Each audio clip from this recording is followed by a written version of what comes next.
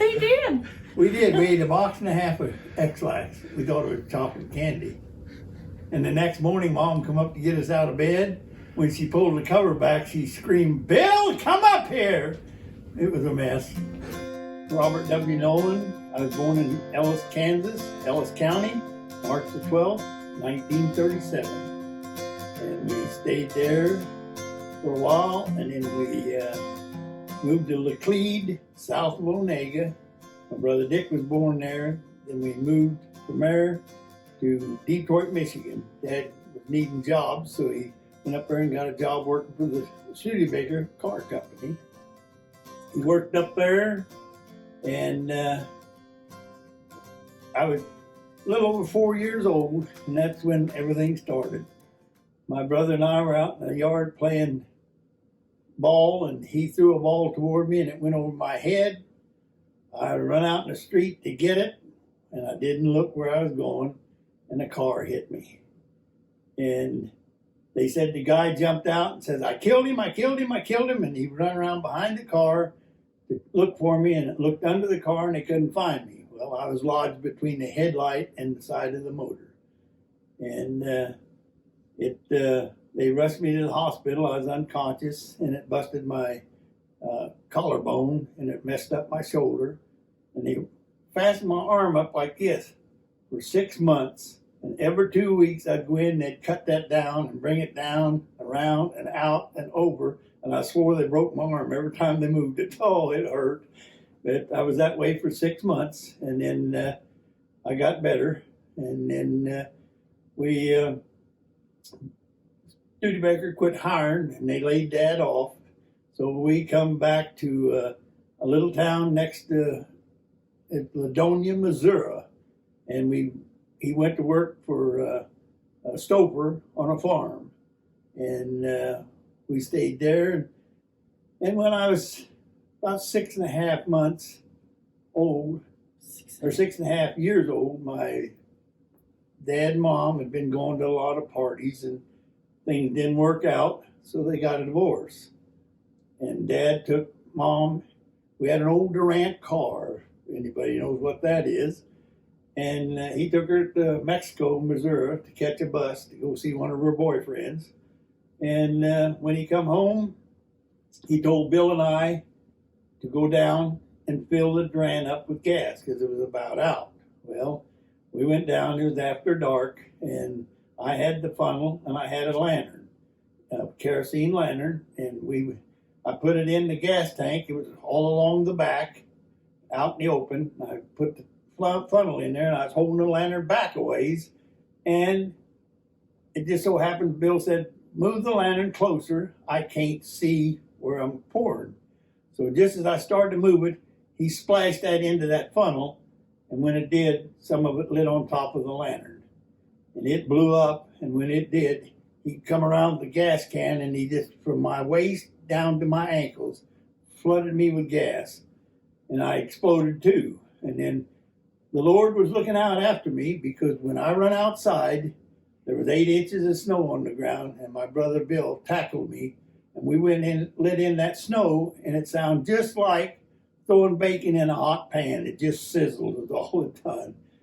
And for 6 months, I laid on the floor with a pillow under my back and under my neck, and they took a pair of my brother's jeans, which was larger than I was, and they cut the legs completely off. They split it up the sides so they could put it on me like a diaper and then pin it on the sides. That's how I went for 6 months.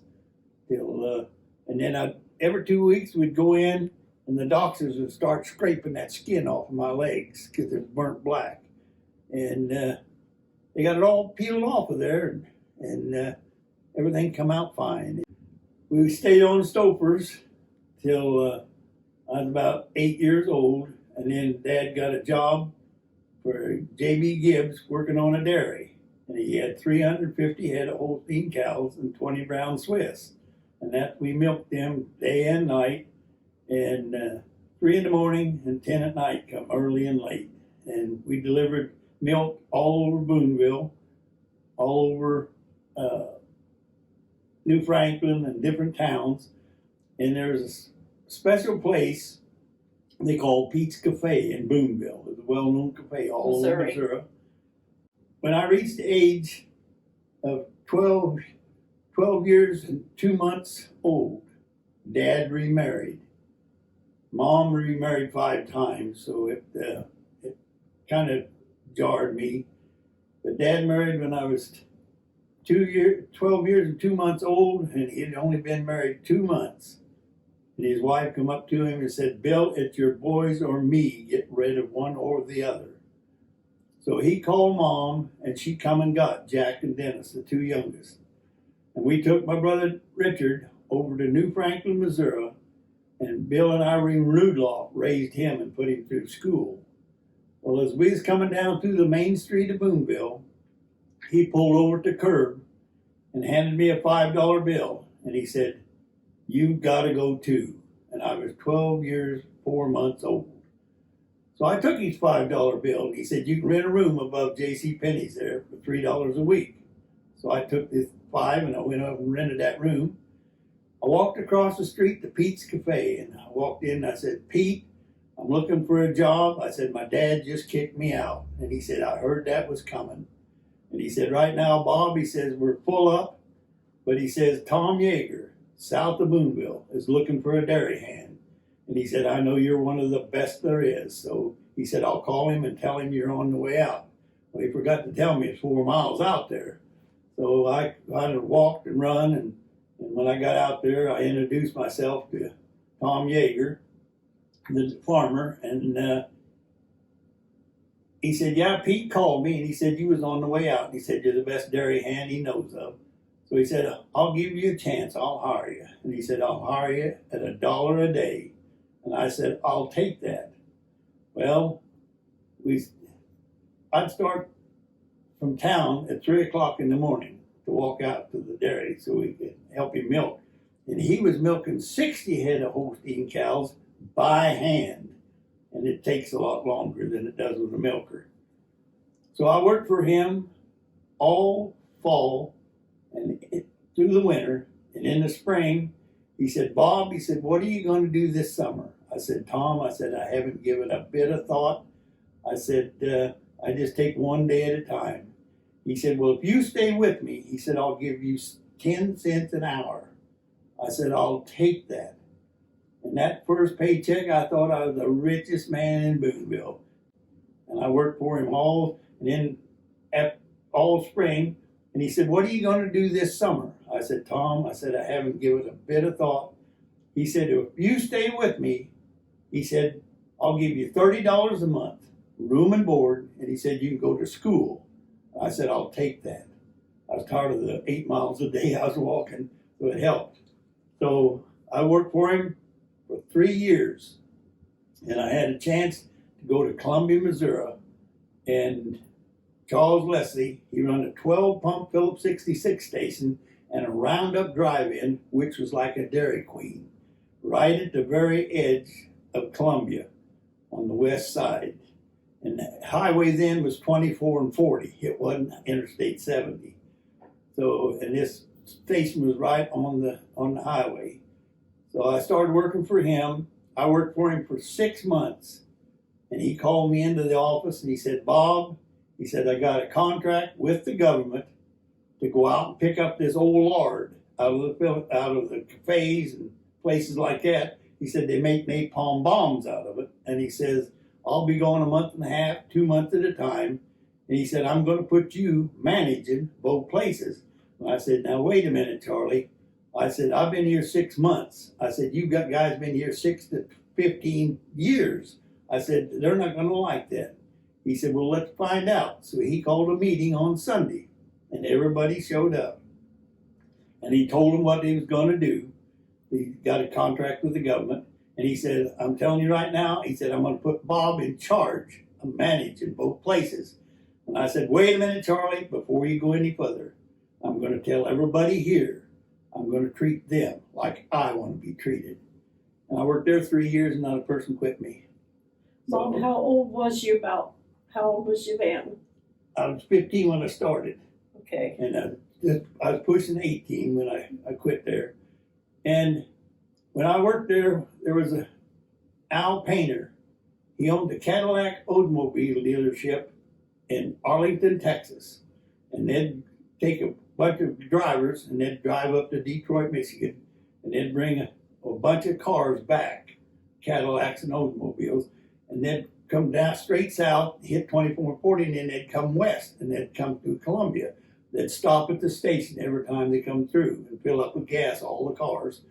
And I shouldn't tell it, but they unhooked the speedometers so no mileage showed up. And I waited on him for about 3 years.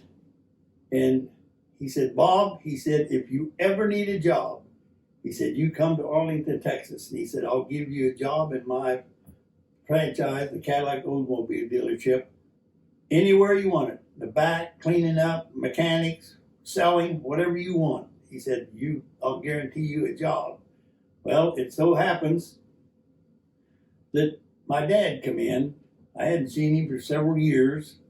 And I said, well, Dad, I said, I haven't seen you for quite a while. And I said, it'll probably be a lot longer before I see you again. He said, why is that? I said, I'm going to catch a bus and go to Arlington, Texas to get a job. He said, well, wait a minute. He says, we're going to Onega to a family reunion. He said, why don't you ride to Onega with us? He said, then I'll take you back to St. Mary's and you can catch a bus there and go to Texas. He said, it'd be less money anyway. So I said, well, I guess I can do that. So I rode to Onega with him and to the family reunion. And while we was at the family reunion, my Aunt Daisy and Aunt Ellen talked me to stay there and finish school because I hadn't been going to school. And I've done my freshman year, but I hadn't done any sophomore, junior, senior. So I said, all right. I said, I'll stay here with you. And so I worked for Daisy's husband. He was a farmer down at Onega. And I worked for him for a while and stayed with them for about 8 months. And Daisy had cancer. She had a goiter on the side of her neck, about the size of a watermelon. Oh, it was huge. And she said, Bob, she said, I just can't take care of you anymore and feed you and stuff. And Ellen said, I'll take him. Which she run a cafe and a tavern down at Onega. And she says, I'll take him with me. So I went over to my Aunt Ellen's in. And I started working for her in the cafe. I'd clean up and board cases and everything like that.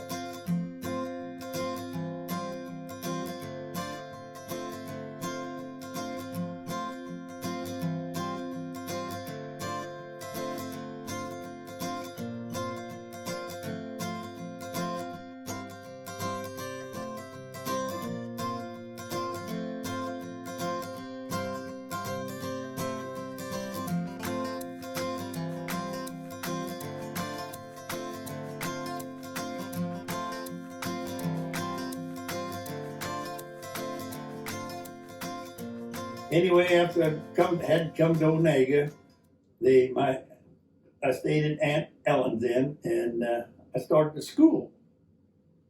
And I went, right before I started school, I happened to be up to the Onega ball field. There happened to be a ball game on that night. I didn't know anybody, and there was a fellow sitting there in his pickup, so I walked over and I started talking to him, trying to make friends. And this was Marlon Coker. And they were family well known around Onega. They were auctioneers. And I was standing there talking to him, just trying to make friends. And all of a sudden, I looked up and there was 2 girls standing about 100 yards away from me. And all of a sudden, the good Lord said, Bob, she's yours. And I said, I just yelled it out loud. I said, I'm going to marry that girl right there. Marlon Coker says, which one? I said, that little short one. And he said, that's Shirley Toothaker, lives here in Onega. Said she goes to school. I had never seen her face or nothing. All I'd seen her was from that distance. But evidently the Lord laid something on her too, because the girl she was with, the doctor's daughter down there, said, who's that leaning up against Marlon Coker's pickup? And it just so happened Shirley glanced back that way for a split second and then turned her head back and thought we're talking to Jean Ann. And she said, I don't know, I've never seen him before in my life. But she can name every piece of clothes I had on and the colors. So the good Lord must have laid it on her too. So from then, everything stopped and I started looking for her, I guess. So And this is the reason I was staying with her. Nobody else. you wasn't staying with me. What year was this? It was I'm 1954. And how old were you in that picture? Oh, wait a minute. That picture. This here's her she was Senior. Junior or a senior picture, but she was 17 when this was taken. 1956. Yeah, that's the reason I married her. She's beautiful. I couldn't take my eyes off of her, and there was no other girls around. So I just stayed with her and stayed with her. Well, I didn't stay with her. I stayed with Ellen. I wanted her, and I'd go down to the theater, and I'd talk to the guy who was running popcorn and everything else. And all we did is talk about her, and she didn't know it. But when she'd come to the show, she walked, and she'd walk up one side of the street, and it was after dark, and I walked up the other side, and prayed to the Lord that nobody come toward her, because we'd have got in a fight. Well, he put an engagement ring on my finger Our junior year, between our junior and senior year. June the 2nd. And my parents were at a square dancing, It's square dance. and I dreaded them coming home because I knew what was going to happen because I was too young, according to them. Yeah. And my mother was, she didn't say a word when I showed her the engagement ring. That's my dad. He said, you can keep it, but he said, you got to graduate from high school first. And we said, well, that's what we planned on. So Mom never said a word, but later on, she really wanted me to marry somebody that had Money, a lot of money, cattle, land, and stuff. college education, everything.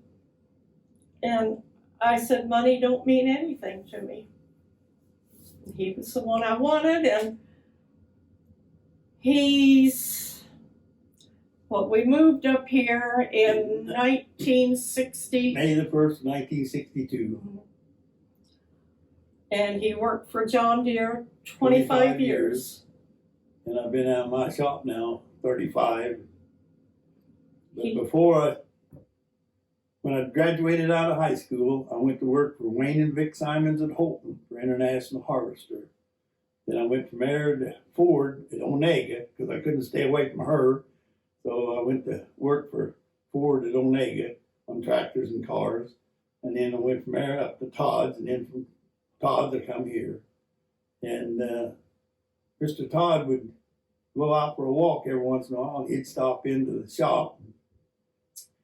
And he'd say, Bob, I hate to tell you, but he said, you're not going to make it. You're going to go broke in here. I said, well, if I do, at least I tried. And after he stopped several times, he kept telling me the same thing over and over and over, that I was never going to make it. I said, I'm going to keep trying, Dwayne. That's all there is to it. He said, if you can't make it, he said, you're always welcome to come back up and work for me. And I said, no, there's no way in the world I'd do that. But he built this house, his shop, the garage out back. It's done all right.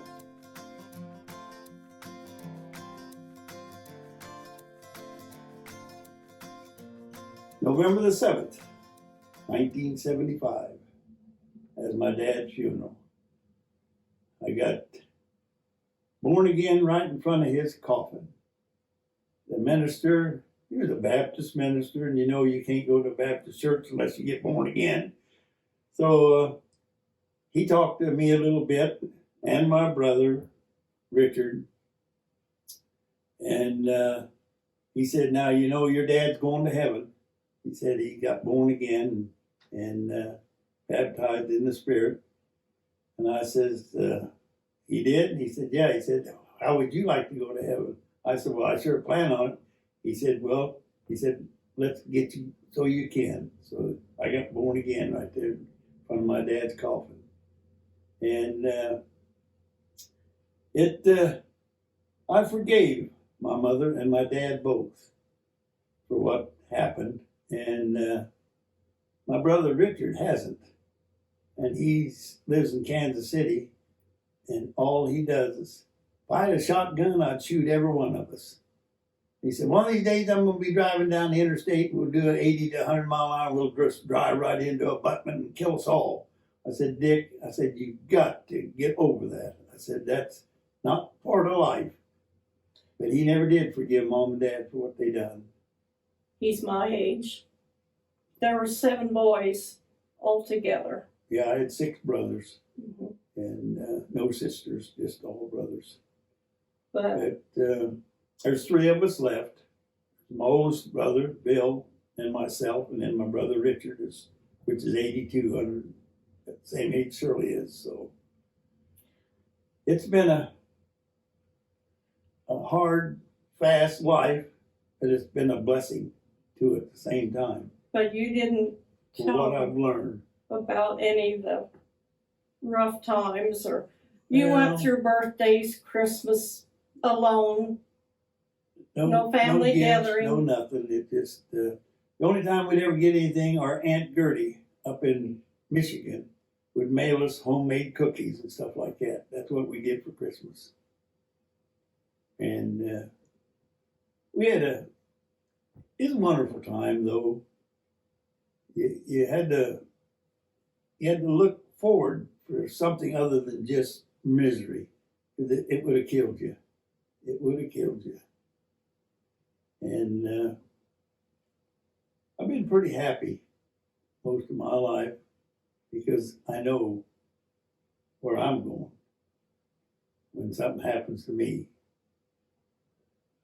Because I got baptized, I got born again, and I love the Lord. And that's where it's going to stay.